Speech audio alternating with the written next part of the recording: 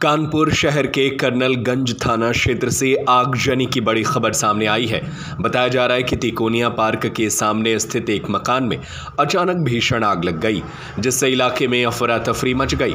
जानकारी के अनुसार जिस मकान में आग लगी वहां रेडीमेड कपड़ों का काम किया जाता था। आग लगते ही दुकान में रखा सामान जलकर खाक हो गया। घटना की सूचना मिलते ही फायर ब्रिगेड की कई गाड़ियां और स्थानीय पुलिस मौके पर पहुंच गई और आग पर काबू पाने के प्रयास शुरू कर दिए गए। स्थानीय लोगों का कहना है कि आग लगने के दौरान मकान से तेज लपटें और धुआं उठता दिखा, जिसके बाद आसपास के लोग घरों से बाहर निकल आए और फिलहाल राहत की बात यह है कि किसी के हताहत होने की सूचना नहीं है। फायर विभाग के अधिकारियों का कहना है कि आग पर काबू पाने के बाद शॉर्ट सर्किट या किसी अन्य कारण से लगी आग की जांच की जाएगी। वहीं पुलिस ने पूरे इलाके को घेर कर एहतियातन तौर पर यातायात रोक दिया है ताकि कोई अप्रिय घटना ना हो सके।